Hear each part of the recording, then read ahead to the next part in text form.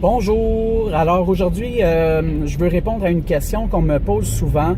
Est-ce que quel média social devrait-on choisir si on avait juste un média social puis on se rend compte qu'on devrait commencer à s'intéresser aux médias sociaux quand on est une église?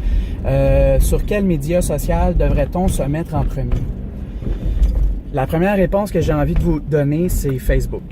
Alors, Facebook, c'est le site web le plus consulté au monde après Google. Et on n'a pas besoin d'être un grand expert en informatique pour comprendre que sur Google, on passe quelques secondes, on fait notre recherche et ensuite on passe sur un autre site. Donc, c'est vraiment le plus gros site au monde. Alors, si vous voulez un endroit pour rejoindre des jeunes et leur faire connaître et aimer Jésus, vous êtes à la bonne place sur Facebook. Par contre, pour donner une réponse un peu plus complexe et élaborée, j'aimerais vous dire, allez-y donc avec vos sensibilités premières. Alors, puis l'idéal, c'est de développer une équipe de médias sociaux. Ça veut dire que si dans votre paroisse, dans votre équipe de communication sur les médias sociaux, vous avez quelqu'un qui a pas le temps, puis qui fait ça très rapide, puis qui est pas très à l'aise à écrire des longs textes, allez-y avec Twitter. Twitter, c'est facile, c'est 140 caractères. Sur Twitter, vous allez retrouver des gens qui pensent pas mal comme vous. Donc, vous allez être en contact avec des évêques, avec des prêtres et des agents de pastoral qui vont échanger des liens vers des vidéos, des photos et des articles intéressants. Alors, voilà. Et ce qui est intéressant, c'est qu'il y a une dynamique qui va s'installer entre chaque membre de votre équipe. Donc, si quelqu'un dans votre équipe trouve quelque chose sur Twitter et le partage aussi avec l'équipe de communication, ben ce bon texte-là va se ramasser sur le site web de la paroisse, va se ramasser sur Facebook, sur Twitter, sur Pinterest, sur Instagram, etc.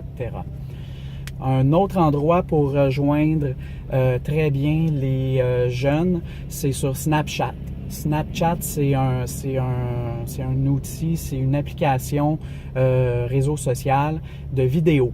Alors, les gens vont prendre des vidéos de l'endroit où ils sont, de ce qu'ils ont à dire. C'est rigolo, c'est jeune. Donc, si vous voulez rejoindre des adolescents, Snapchat, c'est un bon endroit.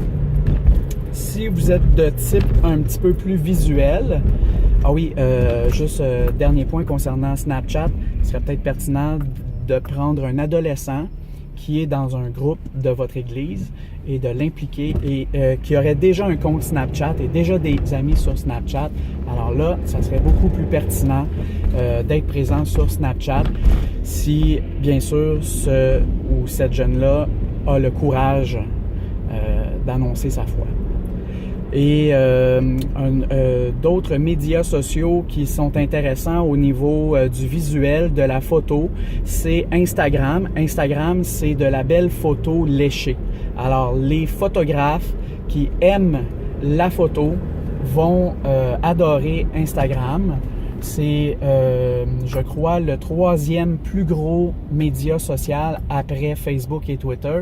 Et donc, Instagram, il y a quand même des millions d'abonnés sur ça.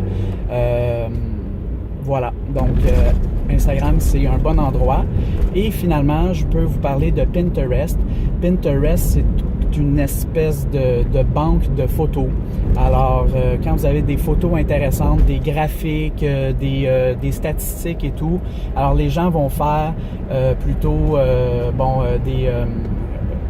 des statistiques, des tableaux, des belles images avec beaucoup de texte et tout. Alors, contrairement à Facebook où la publicité ne doit pas contenir de texte, sur Instagram, il n'y a pas de problème, on peut mettre du texte. Sur Pinterest, pardon. Alors, voilà, j'espère que cette vidéo vous a plu. Si vous avez des questions, n'hésitez pas à commenter et ça va me faire un grand plaisir. Je me ferai un devoir de vous répondre très rapidement. Alors, je vous remercie, je vous souhaite une bonne journée et que notre Seigneur vous bénisse.